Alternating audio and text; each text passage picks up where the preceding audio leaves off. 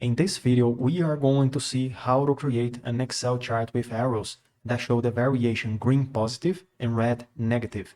Instead of using a standard Excel chart, it's much better to build a professional looking chart because not only does it look better, it also makes it much easier to see the variation from one bar to the next, from one value to another, and on top of that, it looks much better in a presentation.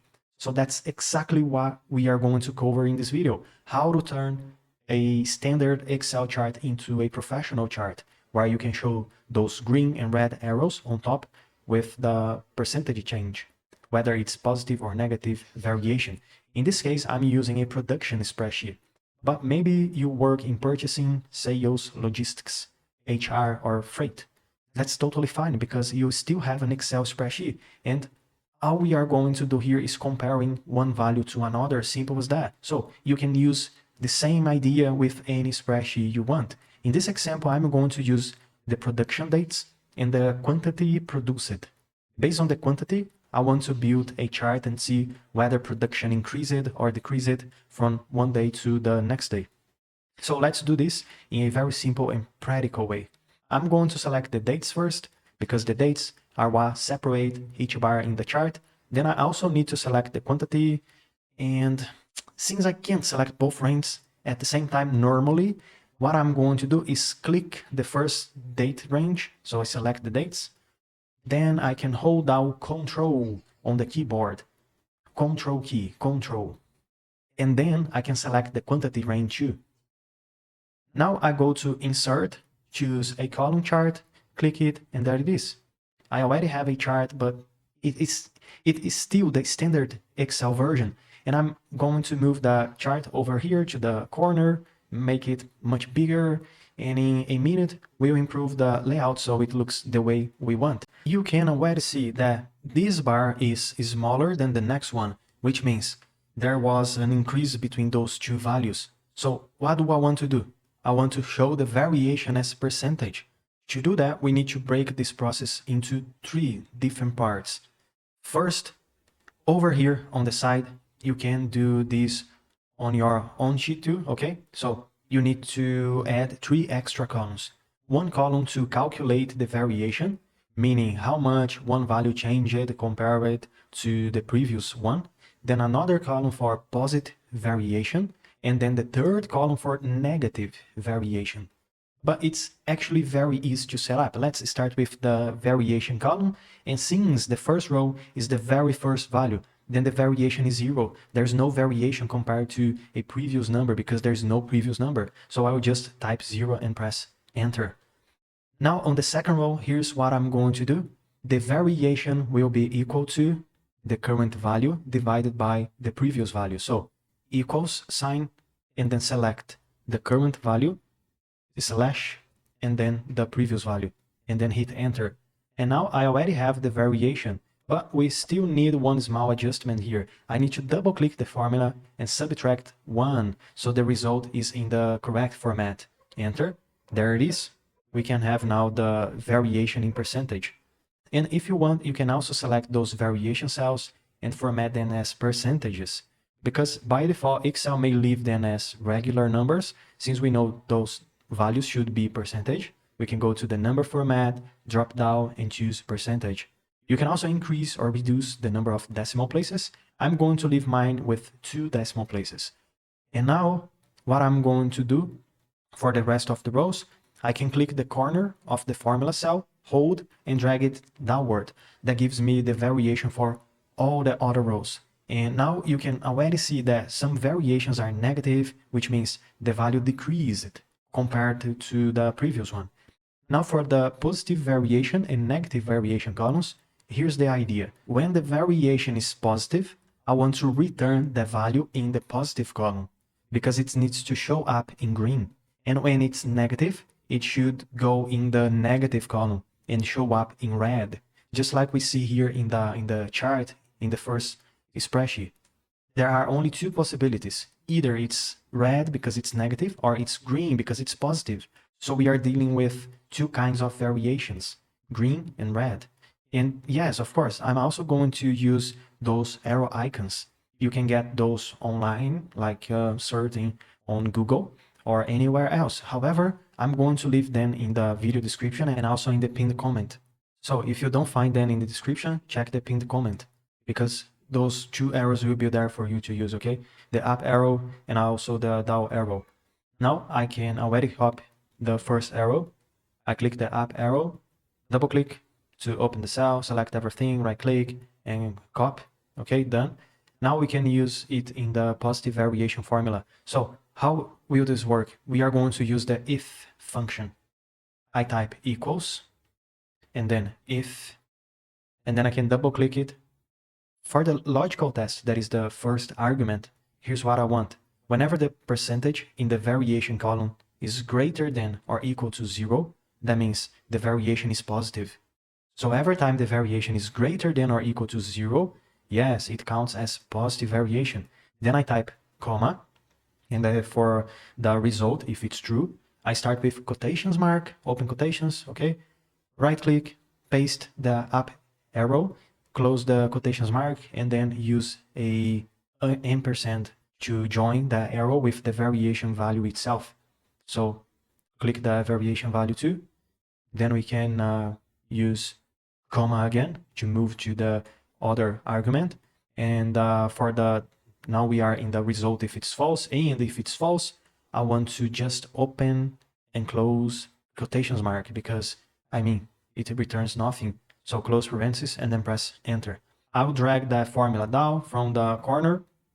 Now the positive variation column is returning only the positive values, and whenever there isn't a positive variation, it returns nothing, so the cell stays blank. But there is one problem you probably already noticed. The number format is wrong, so it's completely off. That means I need to fix the formatting inside the formula. And how do I do that? I just double click the first cell again, and here, right after the up arrow, and before the variation cell reference, I'm going to use the text function, because yeah, that's an Excel function too. So I open text, reference the variation cell. Then after the comma, I type the format in quotations marks, 0.00% symbol. That means a number with 2 decimal places and the percentage sign. Then I close the text function. So be careful here, because I just use it. Text function, open parentheses, put everything within, and then close parentheses, right? And then finish the if formula correctly, and then press enter. Now, when I drag it down again, everything is formatted perfectly. To build the negative variation column, it's exactly the same process. I'm just going to copy what I already did. So I select the first positive variation formula, select everything, copy it, then I can go to the negative variation column and paste it here. So I just use it Control-C and Control-V, right? Now, instead of the up arrow, I'm going to use the down arrow. So I can go to the down arrow and select everything, copy, go back to the negative variation formula and replace the up arrow with the down arrow. And besides that, we are where the formula says greater than or equal to 0, I'm going to change it to less than 0. Press enter, drag it downward, and done. This part is finished. Now, how do I turn those variation columns into labels for the chart? Here's what I'm going to do. I'm going to select the quantity column again, select everything, and then we can copy it with Control-C. Then I click on the chart and paste it with Control-V. Now you can see that the bars were duplicated, and now we have 2 sets of bars, one blue, another one orange. What I'm going to do, I'm going to place one set directly behind the other, so that visually we only gonna see one single bar, and then each set of bars will get its own labels, either it's positive label or negative labels. So let's start with the blue bars, click one of them, then go to chart design, add chart element, data labels, and choose outside and. Now I'll do the same for the orange bars, click them, then chart design, add a chart element, data labels, outside and yes, I know it's not finished yet, and the percentage still aren't showing correctly, but this is exactly where we make the work. Click one of the bar series, let's say it's the blue one, then click one of the blue labels, right click, and choose Format Data Labels. Now here on the right, select the value from cells, click the option and select the positive variation range. Click OK, then uncheck the other options like value and show leader lines. Now I'll do the same thing for the orange bars. Click one of the orange labels, go to the value from cells, select the negative variation range, click OK, and uncheck the other options. At this point, the chart is basically working, as you can see. Now, what we can do to improve the visual so it really looks green and red, the rest is already fully functional. I'm going to click one of the orange bars and go to series option. Under the series overlap, I'm going to set it to 100. Now we can see only one bar in front. If you want, you can reduce the gap within to make the bar thicker. You can also go to Effects, Shadow, and choose a shadow style to make it look nicer. And for the bar fill, I'm going to use a dark gray. Now click one of the negative labels and set the fill color. And here, maybe I want a solid fill with a light orange background. Then under text options, I want the text fill to be red. Now for the positive labels, I click one of the green ones, set the text to green, and under the label options, I choose a solid fill with a light green background. So let's do that. Solid fill green, and now the text can be a dark gray, right? Now I can close the side panel, and if you want, on the Home tab, you can increase the font size of the labels a little and maybe apply a text effect. Then click one of the red labels and make it larger too. Done, that's it. Now we've created variations label, positive and negative for our chart.